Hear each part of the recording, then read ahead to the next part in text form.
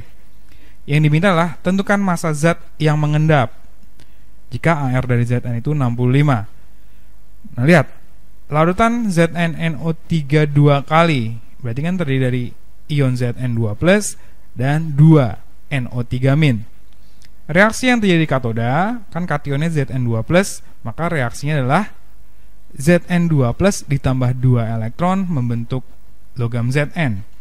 Sedangkan di anoda, reaksinya berarti 2H2O membentuk 4H+ ditambah O2 ditambah 4 elektron. Nah, dalam hal ini dihasilkan gasnya adalah gas O2.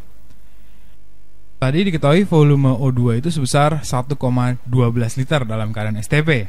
Maka kita dapat mol O2 sama dengan 1,12 dibagi 22,4. Itu sama dengan 0,05 mol. Jadi mol dari O2 itu 0,05 mol. Kemudian perbandingan antara elektron dengan O2 itu kan 4:1. Sehingga kalau ada 0,05 mol O2, berarti mol elektronnya itu 4 kalinya ya. Kita dapat 0,2. Nah, satuan mol elektron itu kan Faraday. Jadi mol elektron kita dapat 0,2 Faraday. Nah, selanjutnya gini. Dalam suatu reaksi redoks, itu kan mol elektron yang dilepas harus sama dengan mol elektron yang ditangkap. Jadi kalau di anoda ada elektron sebesar 0,2 Faraday, maka di katoda pun juga harus ada elektron sebesar 0,2 Faraday. Jadi mol elektron di katoda pun juga harus 0,2 Faraday. Kemudian perbandingan antara elektron banding Zn itu kan 2:1, atau berarti Zn itu molnya setengah dari mol elektron. Didapat mol Zn itu sama dengan 0,1 mol. Nah, mol Zn 0,1 mol. Maka massa dari Zn sama dengan molnya 0,1 dikali AR dari Zn, yaitu 65. Kita dapat massa dari Zn yang mengendap di katoda yaitu sama dengan 6,5 gram. Nah, itulah stoikiometri dari reaksi elektrolisis, di mana tadi yang harus kita ingat adalah nilai F itu sama dengan Q per 96.500, atau F itu sama dengan I dikali T per 96.500, di mana harga F itu adalah mol punyanya elektron. Kemudian yang kedua yang mesti kita ingat adalah mol elektron yang dilepas atau yang ditangkap itu harus sama besar. Dengan kata lain, mol elektron di anoda harus sama dengan mol elektron yang ada di katoda.